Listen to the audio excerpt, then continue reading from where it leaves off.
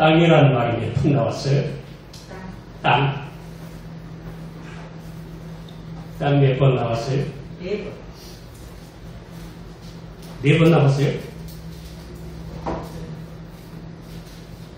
네, 4번 나왔네요. 그죠? 4번이나 나왔어요. 땅이 그 입을 벌려내 내하고 입을 받은 지금 내가 땅에서 저주를 받으니 2번 나왔고요. 또 내가 밭가라도 땅이 다시는 그 혈육을 내게 주지 않을 것이요 너는 땅에서 피하며 요리하는 자가 되리라. 4번 나왔죠. 누가 누구에게 하신 말씀이에요? 하나님이 가인에게 하신 말씀이에요. 가인의 문제는 무엇이었죠?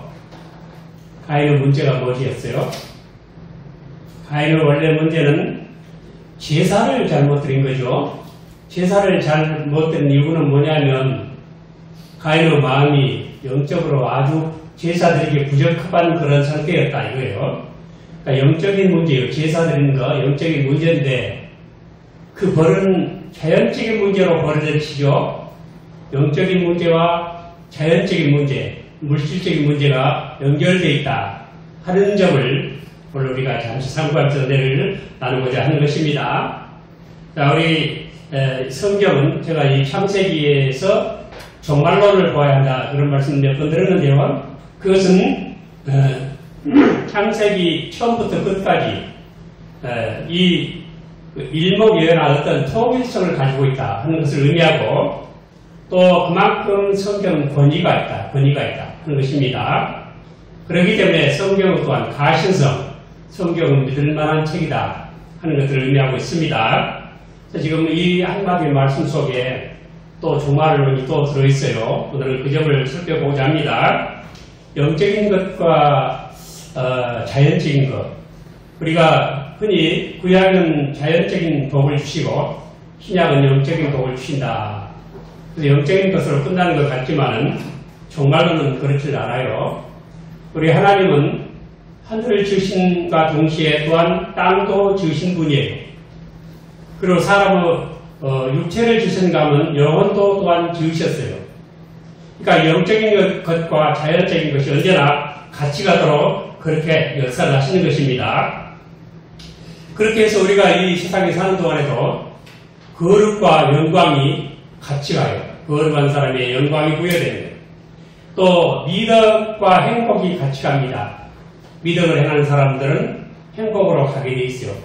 그리고 또한 도덕적 세계 질서와 자연적 세계 질서가 서로 맞물려서 돌아가도록 하나님이 그렇게 만드셨습니다. 그래서 이런 예들은 성경에 굉장히 많이 나와요. 성경의 구약 성경에 보면은 영이 잘 됐기 때문에 물질적인 자연적인 축복을 받는 그런 이야기들이 아주 많이 나오죠. 예를 들어서 또 노아 홍수 때를 생각해 보세요. 노아 홍수 때 문제는 영이 잘못된 거예요. 영이 잘못돼서 그 영이 잘못된 거 가장 중요한 문제는 소위 싱크레티즘이라는 혼합주의예요. 이거 아주 조심해야 됩니다. 혼합주의란 말은 무서운 말이에요. 성과 속이 합하는 거예요. 그러면 반드시 하나님의 심판이 와요. 우리 지금 한국 교회가 그런 짓을 많이 하고 있어요. 성과 속이 합해요. 지금 우리가 길거리 나가서 집회하는 거 자칫 잘못하면 성과 속이 합할 수가 연합하는 것이 혼합주의가 될 수 있어요. 조심해야 됩니다. 물론 집회는 할 수 있죠. 그런 거 조심해야 됩니다.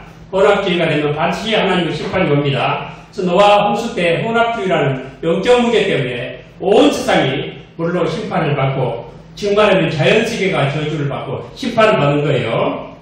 그 외에도 많이 나옵니다. 그 예를 다 들 수는 없고 사울왕 때도 보세요. 사울왕이 초대왕이 통일왕 이스라엘 왕국의 초대왕이 기브온 사람들을 억울하게 죽였어요.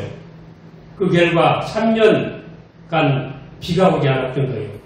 그래서 다윗 시대에 하나님께서 왜 비가 안 옵니까 기도하니까 그 일 때문에 그렇다. 그래서 사울의 그 가족들 중에서 7명을 잡아서 태양을 향하여 목매달아 죽이니까 비가 쏟아진 그런 일들이 이미 나오고 사무엘하에 나오고 있죠. 또 아합 때도 보세요. 아합 때 우상숭배를 했죠. 이세벨이라고 하는 아주 가증스러운 그런 왕비가 그렇게 뭡니까 그 바알과 아세라 신을 섬기고 제사장들을 죽이고 하나님의 선지자를 칼로 죽이고 제단을 헐고 그렇게 했죠. 그래서 3년 6개월이나 비가 안 왔어요. 원래 그 이스라엘 땅은 젖과 꿀이 흐르는 가나안 복지인데 그때 그 사건 때문에 아주 황폐가 됐다 그런 말들 합니다. 사실인지는 저는 잘 모르겠어요. 또 이와 같이 여러 가지로 우리가 영이 잘못되면 자연이 벌을 받고 영이 잘 되면 자연이 또한 복을 주신다. 자연을 통해서 복을 주신다 하는 거 우리가 성경을 통해서 잘 알고 있습니다. 우리가 잘 알다시피 아브라함은 이 갈 바를 알지 못하고 고향 본토 직접 아비 집을 떠났지만은 하나님께서 복을 주셔서 아들 장가 보낼 때 어떻게 했어요? 장가 보낼 때 신부감 찾아오라 할 때 낙타 10필에 온갖 복을 다 실어가지고 낙타 10필에다가 그래가지고 보냈죠. 물론 낙타 먹을 음식도 가져갔겠죠. 그 먹이도 가져갔겠죠. 어쨌든 처음 만난 처녀에게 코걸이를 금고리를 딱 달아주고 손목걸이 금으로 막 이렇게 달아주고 했죠. 그러니까 그 오빠 라반이 그걸 보고 리브가 오빠 라반이 그걸 보고 깜짝 놀래요. 울빌러 같은 이 촌 색시가 코에다 금고리를 달고 나타났으니까요. 그래서 이게 어디 났느냐 이렇게 된 거죠. 또 가서 결국 이삭의 신부가 됐습니다. 리브가 그런 이야기. 또 이삭이 그 흉년 들어가지고 애굽으로 가려고 했더니 애굽 가지 말아라. 그래서 안 갔더니 그해 100배나 많은 수확을 했겠다. 농사에 100배를 많이 수확을 했으니 얼마나 많이 수확을 했고 부자가 됐겠습니까? 또 야곱도 큰 축복을 받았죠. 야곱이 그 라반 집에서 14년간 그냥 무료 봉사하고 6년 동안에 자기 재산을 모았는데 하나님이 얼마나 복을 주시냐면 돌아오다가 6년 만에 돌아오다가 자기 형 에서를 만나게 되죠. 그때 에서 마음을 돌리려고 선물을 보냈는데 제가 이렇게 이 창세기 32장이니까 거기 이렇게 헤아려 보니까 이 짐승들 낙타, 소, 양, 염소 이런 것들 550마리 이상을 보냈어요. 선물로. 550마리 가지면 요즘 한 사람 한 일간을 줄 수 있지 않겠어요? 그 선물로 그림도 들 정도로 굉장한 부자였어요. 이렇게 하나님께서는 이렇게 함께하는 모든 하나님 축복받은 영적으로 축복받은 사람들을 자연적으로 물질적으로 복을 주신다 하는 것들을 우리가 알 수 있습니다. 그러나 우리가 신약시대에 들어와서는 그 물질적인 축복이 영적인 축복으로 바뀐다. 그렇게만 잘 알고 있을 줄 압니다. 그래서 우리 성령께서 그 병 고치고 기사 이적을 해가고 그런 역사가 없어졌을 때도 성령께서 뭘 하냐면 너는 하나님의 자녀다 하는 걸 알게 하시고 또 우리가 성령께서 거듭나게 하고 새롭고 거룩한 마음을 품게 하시고 우리 의지를 새롭게 주셔서 악을 버리고 선을 행하게 하시고 그런 역사를 하시는 거예요. 기사이적 표적 병 고치고 하는 거 없어도 그래요. 사도 바울도 항상 기사이적이 따르지 않았죠. 나중에 자기 아들 같은 디모데도 이렇게 병나니까 포도주 좀 마시라고 그런 소리하고 또 디도 목사님도 딴 데다 떨어뜨려 놓고 그렇게 병나서 다 못 고치고 그런 역사 없었지만 영적으로 복을 주셨습니다. 그렇지만 이것으로 끝나는 건 아니에요. 끝나는 것 아니고 앞으로 세상이 새롭게 되면은 온 천지 만물, 자연 만물도 다 새롭게 되는 것입니다. 마태복음 19장 28절에 보면 예수께서 가라사대 때 내가 진실로 너희에게 이르노니 세상이 새롭게 되어 인자가 자기 영광의 보좌에 앉을 때 나를 쫓는 너희도 12보좌에 앉아 이스라엘 12지파를 심판하리라. 세상이 새롭게 된다. 이 말씀이 그 새롭게 된다는 말 팔림게네시아, 헬라어로 팔림게네시아인데 이 말이 영어로는 regeneration, 즉 말하면 우리말로 하면 거듭난다는 뜻이에요. 중생한다는 뜻이에요. 그러니까 이 세상도 그 베드로후서에 말한 것처럼 모든 체질이 다 불타버리고 없어 무화되는 것이 아니고 정화되는 거예요. 그래서 거듭나는 거예요. 새로운 세상을 만드셔서 아담이 범죄함으로 세상이 저주를 받았죠. 저주가 다 없어지는 거예요. 그래서 그렇게 세상을 이렇게 거듭나게 하십니다. 그래서 세상 모든 것을 새롭게 변화시키시고 에베소 1장 10절에 보면은 하늘에 있는 것이나 땅에 있는 것이 다 그리스도 안에서 통일되게 하겠습니다. 땅에 있는 것, 하늘에 있는 것까지 다 예수 그리스도 안에서 통일시키신다 말씀하십니다. 그리고 로마서 8장 19절부터 21절에 보면 피조물을 고대하는 바는 하나님 아들들로 나타나는 것이니 피조물이 허무한 데 굴복하는 것은 자기 뜻이 아니요 오직 굴복해 하신 이로 말미암으니라. 그 바라는 것은 피조물도 썩어지고 좀 노릇한 데서 해방되어 하나님의 아들들의 영광의 자유에 이르는 것이다 말씀하십니다. 하나님의 아들들의 영광의 자유, 그것이 무엇일까요?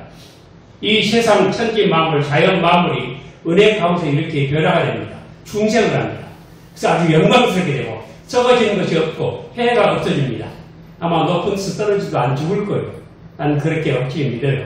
그런 모든 자연 만물이 우리를 괴롭힌 것, 홍수가 괴롭히고 가뭄이 괴롭히고 이 천재지변이 괴롭히고 지진이 일어나고 화산이 폭발하고 전쟁이 일어나고 하는 모든 이 자연적인 것들이 다 없어지는 세계, 자연 만물이 거듭나는 세계, 이것이 바로 하나님 나라, 내세의 그런 우리 나라를 우리는 그렇게 바라보는 것입니다. 그래서 우리 예수님을 중보자로 할 때 두 가지 의미로 말하는 거예요. 두 가지 의미가 뭐냐면, 첫째는 우리 예수 믿는 사람들은 하나님 아버지와 더불어 우리를 화해시키는 화목의 중보자라고 해요. 자, 한번 따라해 봅니다. 화목의 중보자. 하나님과 우리 사이가 화목되는 거예요. 모든 저기가 사라지고 원수된 것이 다 아주 화목한 사이로 바뀝니다. 그 중보자입니다. 예수님 피로 만섰습니다. 또 하나는 예수님은 자연 만물은 하나님과 앞에서 연합의 중보자라고 해요. 무슨 중보자요? 그러니까 예수님은 무슨 중보자입니까? 두 가지. 첫째는 믿는 사람에게는 화목의 중보자. 그리고 자연에게는 서준이 뭐라고 했죠? 자연에게는 예수님 뭐예요? 연합의 중보자. 요즘 우리 서준이가 공부 열심히 하려고 또 얼굴이 말라네요.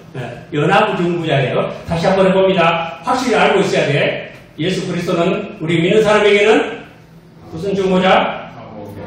화목의 중보자. 자연에게는 그래서 하늘에 있는 것이나 땅에 있는 것이 다 그리스도 안에서 통일되게 하려 하십니다. 에베소 1장 10절 말씀이 바로 자연의 이 연합의 중보자를 의미하는 것입니다. 그래서 예수님은 우리 영혼만 구원하시는 것이 아니고 육신까지 구원하셔서 하나님의 아들들의 영광의 자유에 이르게 하십니다. 그래서 몸도 구원할 때 우리 육신도 완전히 구원을 받게, 그걸 구속이라고 해요.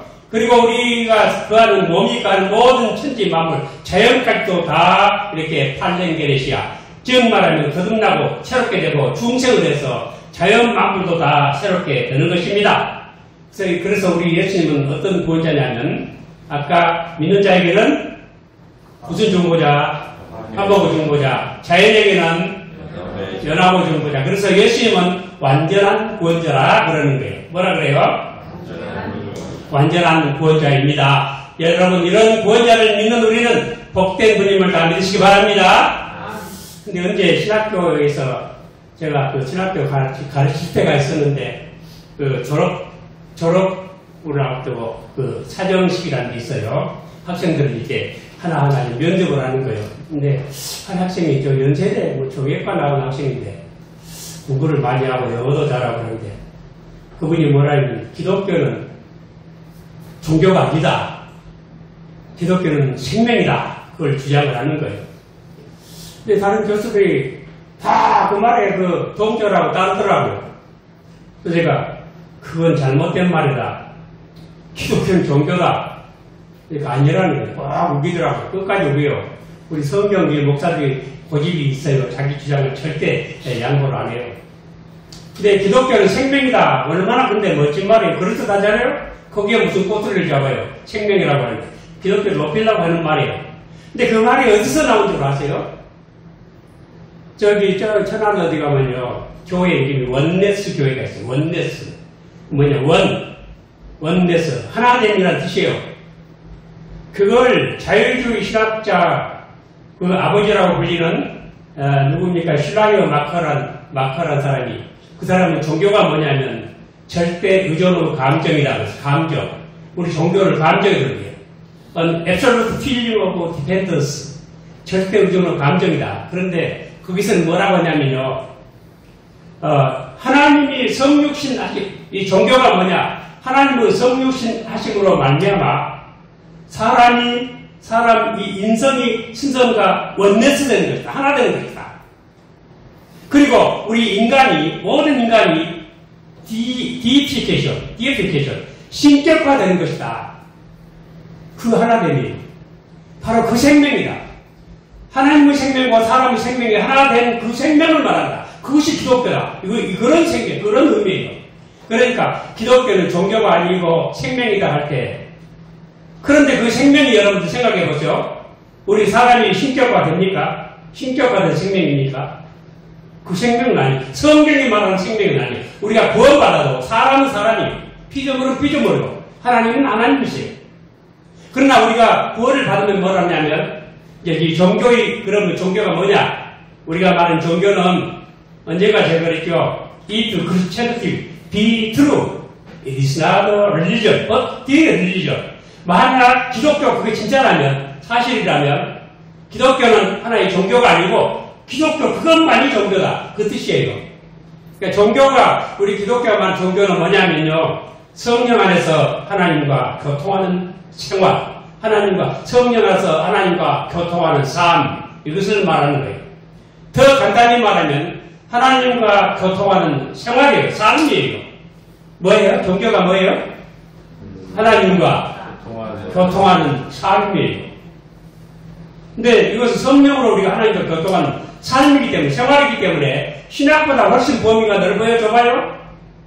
신학은 하나의 지식이지만, 나비지만, 삶, 생활, 라이프는 더 범위가 훨씬 넓어요. 그렇죠?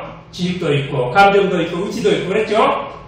자, 그래서 기독교가 하나님과 교통하는 삶인데, 그것을 우리는 종교라고 해요. 우리 기독교를 말할 때 성령 안에서 하나님과 교통하는 삶이에요. 더 간단히 말하면 하나님과 교통하는 삶이 기독교예요. 근데 우리가 구원을 받으면 어떻게 되느냐 하면, 구원의 본질이 뭐냐면 하나님과 교통하는 삶이 확실하게 되는 것, 완벽하게 되는 것, 이것이 구원의 본질이에요. 우리 천국 가면 뭘 할 겁니까? 하나님과 교통을 하는 거예요. 그런데 하나님과 교통을 할 때 우리가 지금 세상에 사는 동안에는 하나님 잘 모르잖아요. 우리가 하나님 안다 그래도. 그렇죠? 그래서 예수님께서 영생 곧 유일하신 천만하니까 그의 보내신 자 예수 그리스도 아는 것이다 그랬죠. 그 지식, 하나님에 대한 지식, 그 고린도서 13장에 보면 지금은 우리가 겨울로 오는 것 같이 힘이에요. 그러나 그때는 하나님이 우리를 아신 것처럼 우리가 하나님을 알아요. 그렇게 알아요. 그러니까 우리 지식을 맡고 있는 모든 그 저주받은 요소들이 다 사라지는 거예요. 그리고 우리 자연적인 모든 우리를 해방하는 것들이 하나님과 교통하는 삶을 방해하는 모든 것들이 다 사라지는 거예요. 여러분, 우리가 교회 하나님께 예배하러 오다가 교통사고가 나서 예배하러 교회에 오다가 병원으로 갈 수도 있잖아요. 또 어떤 때는 너무 배가 고파서 못 올 수도 있고, 목이 말라서 못 올 수도 있고, 너무 힘들어서 못 올 수도 있고, 피곤하고 지치고 그럴 수도 있지 않아요? 그리고 전쟁이 나서 못 올 수도 있고, 지진이 나서 못 올 수도 있고, 화재이 터져도 못 올 수도 있잖아요? 세상 모든 자연 질서가 우리가 하나님과 교통하는 것을 방해하는 거예요, 이게. 그러나 우리 구원을 완전히 받았다 할 때, 구원이 이루어졌다 할 때, 하나님과 교통을 방해하는 모든 요소가 다 사라지는 상태, 이것이 구원의 본질이에요. 그러니까 이것이 종교의 완성이고, 이것이 구원의 완성이에요.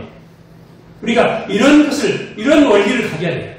그래서 지금 우리가 이 가인이 벌을 받아가지고 땅이 혈업을 내지 않는다. 그 땅에 대한 얘기 같지만은 사실은 영적인 것과 자연적인 것들이 이렇게 깊이 연결되어 있고, 가인은 그래서 이 자연적인 요소 때문에 하나님과의 교통이 크게 방해를 받는 상태에 놓이게 있었다는 것을 의미하는 것입니다. 여러분, 우리의 저주라고 하는 것은 우리 믿는 사람들도 고통을 당할 수 있고, 어려움을 당할 수 있고, 핍박을 당할 수 있고, 가난하게 살 수도 있어요. 그러나 그건 저주가 아니에요. 저주는 하나님께서 의도적으로 그렇게 만드신 걸 말씀하신 것이고, 우리가 하나님께서는 그렇게 하지 않으시지만, 욥처럼 하나님께서 너무너무 사랑하시지만 욥을 아주 탁장 망하게 하셨잖아요? 그렇게 할 수 있어요. 그건 저주가 아니에요. 우리가 이 땅에 사는 동안에 그렇게 하나님과의 교통이 방해를 받을 수가 있어요. 즉, 우리 종교 생활이 이 방해를 받을 수가 있지만은 궁극적으로는 모든 자연 만물이 다 발생 계시야 다 회복이 되고 새롭게 되고 거듭나게 되고 중생을 하고 정말 정화가 돼서 하나님과의 교통을 방해하는 모든 것들이 다 사라지고 맙니다.